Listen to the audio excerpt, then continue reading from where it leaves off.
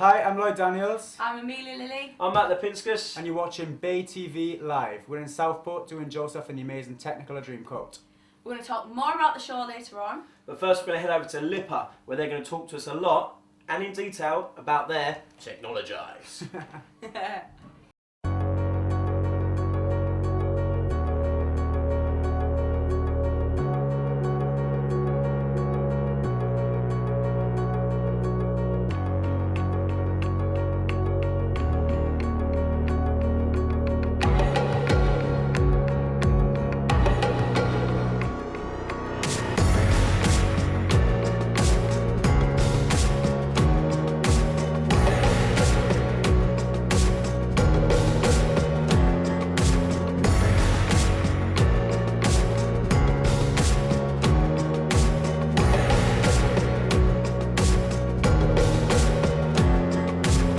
Technologize is a performance by our final year dance students at LIPA. And basically it follows the idea that we're trying to integrate technology into performance.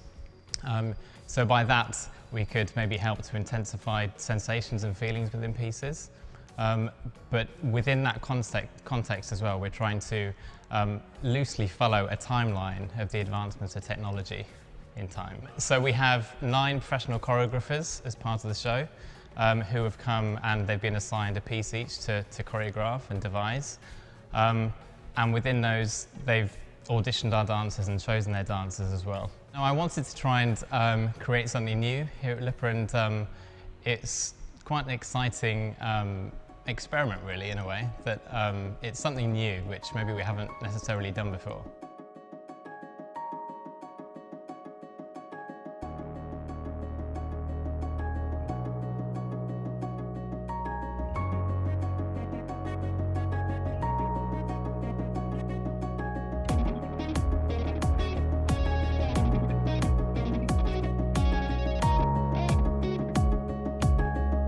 Every scene is different, so it looks at, the whole concept of the show follows it's sort of an outline which is different for each scene and each choreographer, and it's up to them how they want to portray that to their dancers, or how they want to create that. But no, I think it's interesting for the dancers, and it's always good for them to experiment and try different things. Basically, we're all put in a separate amount of pieces, and we all work towards them with separate choreographers. Some choreographers have it all worked out beforehand, and we learn and work out the choreography with them, and others want us to interact more creatively and help out as we go along. I'm in 6 scenes, out of 9, so that's it's intense. It's obviously, since we all are in different sections of the show, it kind of develops as you go, so we don't have a sustained role throughout the whole show, but more like separate roles in the individual pieces. But I'd say you're pretty much yourself all the time. You're just a different interpretation of yourself. So depending on basically what the choreographer wants to express in that separate piece, you kind of go with that. So for instance, in one piece we're all about losing life and turning to stone, and in another piece we're all about being a robot army, so obviously you have to adapt to that. So far I'm in 5 pieces. It's going really well, excited to perform, and the process has been quite challenging. It's an intense rehearsal schedule, but it's great. Some pieces we've had a chance to freestyle and really put our own input into the show, so I'm really excited. The first sort of scene I'm in is strict and regimented. We're all the same, and I actually do a full circle in the finale of the show. It's very regimented as well. We're a robot army. In between I kind of become more human and less human all the way through it, so it's a variance of movement.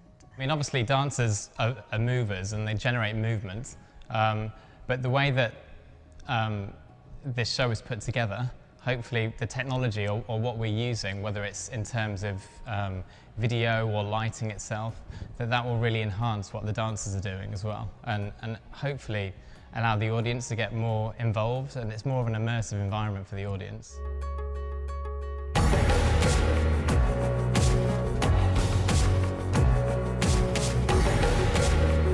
Clothes obviously can show your personality, like what you wear shows sort of who you are.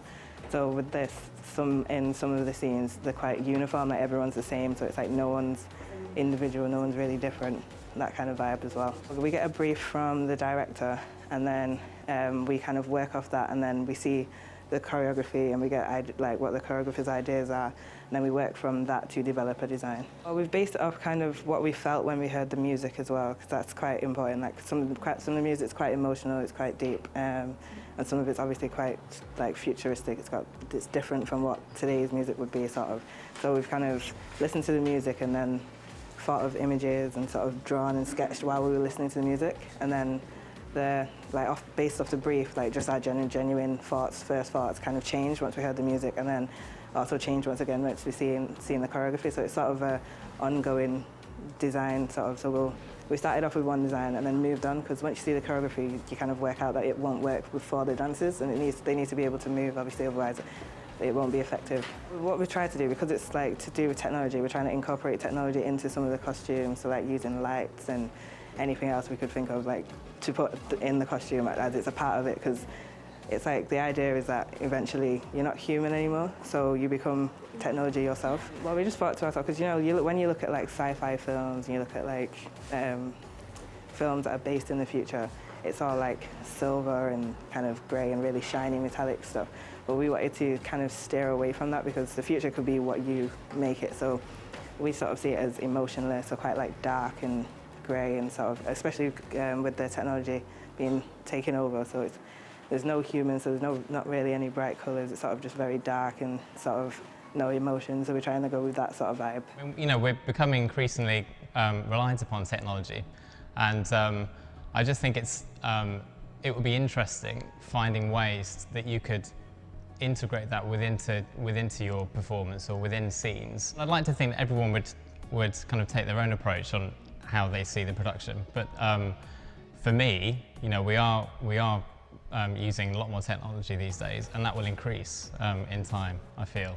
And I just found it very interesting that we would experiment and try something like this with dancers, and it really helps so far within rehearsals. It's really it's allowed me as a choreographer to explore other avenues in the studio, and it will, I think, allow dancers, especially within my scene within the show, to allow the audience to understand more of what's going on. This is really relevant to my generation and the generations above and under, so it's really interesting, because you really realize how accurate it is, and how you're kind of addicted to it. And I feel like we're at like a crossroad. Either we're going to go way more technological, or we're just going to lose it all. Some people especially had their phones taken off them for a period of time, which was quite interesting to see if they could cope without technology completely for a couple hours, and they struggled. But it's good, it's something to think about, how much we rely on it.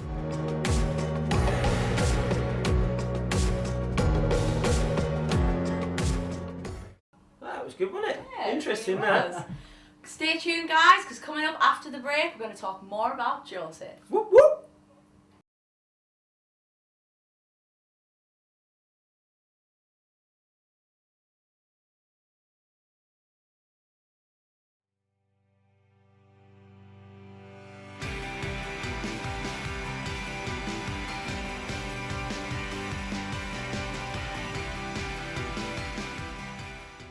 Hi, I'm Lloyd Daniels, and I play Joseph and Joseph in the Amazing Technicolor Dreamcoat. Hi, I'm Amelia Lily, and I play the narrator in Joseph. Hi, I'm Matt Lapinskas, and I play the Pharaoh in Joseph. The character I play is obviously called Joseph. He's the favourite brother of 12 brothers of Jacob. It's from the biblical storytelling, Jacob and his sons. And the brothers don't really like him, so they kind of send him off to Egypt, and that's pretty much it for me. That's pretty much all I do. I basically am telling the whole story about Joseph. I'm on stage the whole time, and yeah, telling the story. You literally don't get off stage. I literally don't leave the stage, and I'm just talking the audience through, you know, what's going on stage. Every bit, yeah. And this one? I play two characters. I play Gad, which is also called God in some places. And I also play the Pharaoh, and it's great to play two different roles. The first one is a very cool brother that I like to take He's the coolest out of the lot brothers, but he's not as cool as Joseph, because obviously Joseph is the favourite one. But it's good because you get to interact with everyone, really work with everyone, and then the Pharaoh comes out and he's just a larger than life character, and I get to just like really go for it and have fun and not hold back, and it's different every night, and that's what I like about it. It's a lot of change, and we get to work together on stage a lot, and it's brilliant. We are telling such a like Lloyd said, a biblical tale, and families come and they love it. They're all up and jumping at the end, and it is fun. It is a great one, and it's been great. Me and Lloyd did it before the last tour. Now we've got the one and only Amelia Lily with us. She's been here a week and she's smashing it. She's smashing it, smash it out of the park like that. Home run! Yeah. So she's absolutely it's brilliant, and it's a different, and as well it's one of those things with the narrator. I guess it's you really put your own stamp on it as well. I think really Definitely. sat into it now, and it's really getting there. It's great. You're fine. It's a beautiful story. I love opening night because you have absolutely no idea what's going to happen. You can go out, there could be 400 people out there, there could be 2,000. You don't even know the size of the theatre most of the time. Yeah, could be 4. There you go. That's 3 of us and another one. But it's to do with sound, it's to do with what the room sounds like with an audience in there compared to what you've done in soundcheck. It's a completely new experience every week. Like, I'm really excited to open in Southport tonight because we don't know what to expect, but we'll give our best and we hope for the best reviews. And it's nice to be in different areas, I suppose. And we're by the sea. It's freezing. It's well so cold. It's absolutely freezing. So, but it's really fun, and like this is my second week on the tour, so it's nice to be able to like travel around and. It's like a bit of sightseeing as well, can't it? It is, you kind of get a bit of a holiday out of it as well. Well, not so much holiday because you're working 24/7, but it is, you get that opening night is a massive like adrenaline rush. Yeah, definitely. Like you can feel that within the cast as well as a bit of a buzz around. And Lloyd hit the nail on the head by saying you don't know what to expect. Like you don't know how people are. I mean, I've never been to Southport before, so I don't know what the people are like in Southport. But some places you go to, they're very sort of timid and they're very theatre goers, and it's very well done. Or you come somewhere and it's like, whoa, come on, give us some, and that's what you don't know what to expect. So you don't know at the end of this show when the mega mix comes, you don't know if people are going to be standing up trying to get on stage. You don't know if people are going to be just sitting down enjoying it quietly. So, but it's a pleasure to sort of be in Southport. I'm looking forward to performing it and ticking another one off from the UK tour.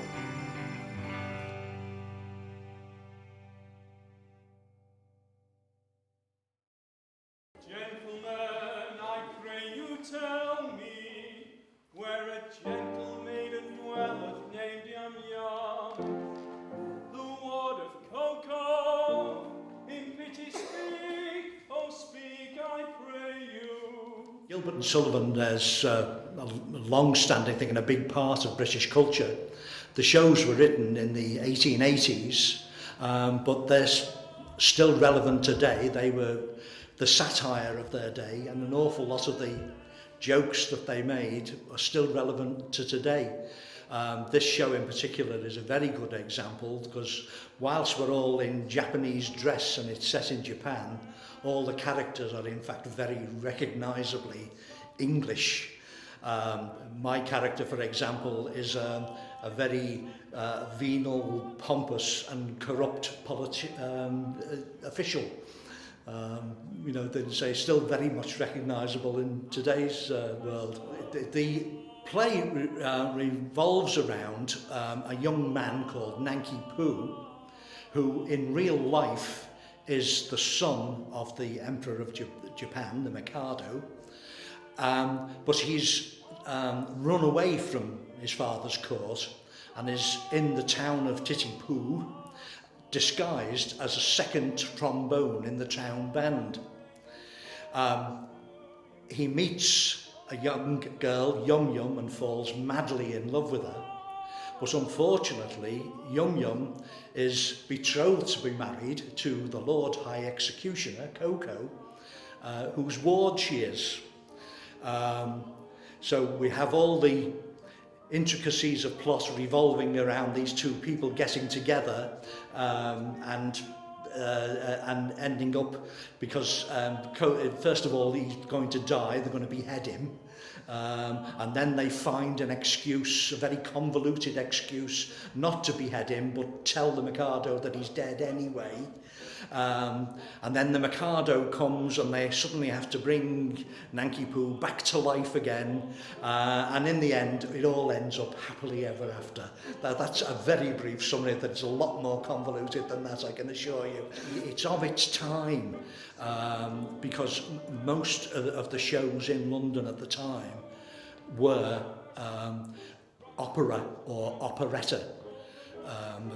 This is comic operetta, is basically what Gilbert and Sullivan is. I mean, Sullivan was one of the leading composers of his day. He was a very serious musician, but he also wrote this wonderful light stuff for these shows. I mean, you will know, I'm sure, one of his most famous tunes, which has got nothing to do with these shows, and that is the tune to the hymn Onward Christian Soldiers. That was written by Arthur Sullivan. Say, Gilbert was a dramatist and a poet. He indeed, before he became famous, he used to write poetry for magazines, and it was always like comic verse. And his command of the English language is absolutely wonderful. I mean, people like Ronnie Barker always used to say that Gilbert was a big inspiration for him, the way he used language and the lengths he would go to search for a rhyme. And then saying, I mean, he's very, very funny, and an awful lot of it is just so relevant today. And that's what actually drew me. It's Gilbert's words. As nice as the music is, it was Gilbert's words that drew me to it. And I have a line in this piece, in the Mikado, where when I've been asked about, when I've described how Nanki-Poo was beheaded, and when it turns out that it's a lie, and I'm asked why I've lied about it, I say, it was merely corroborative detail intended to add artistic verisimilitude to a bald and otherwise uninteresting narrative.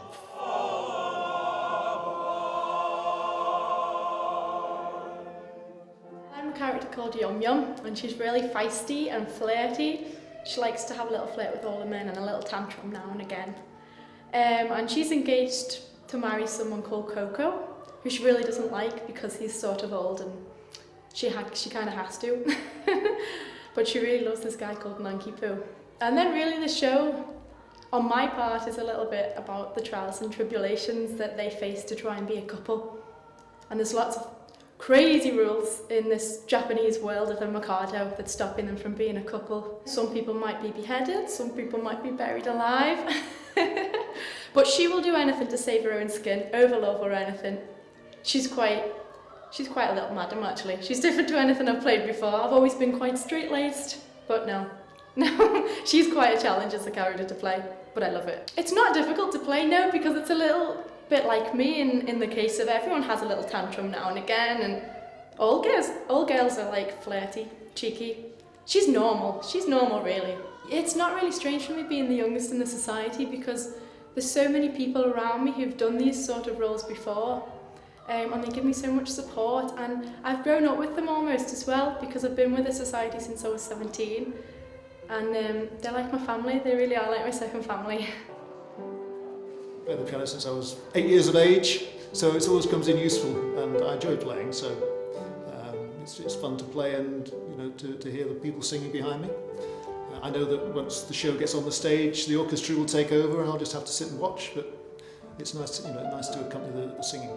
What happens is on a Monday night, we've been having rehearsals with the main principal, so we teach people each line, usually you've got 4, 5, 6, sometimes 6-part harmonies, so it just involves going through the music with the individual performers, teaching them their lines, then putting it together, repetition, just until we get the music right. So. The score is as it was written in 1885, I think Ed told you earlier on, so it's the original score.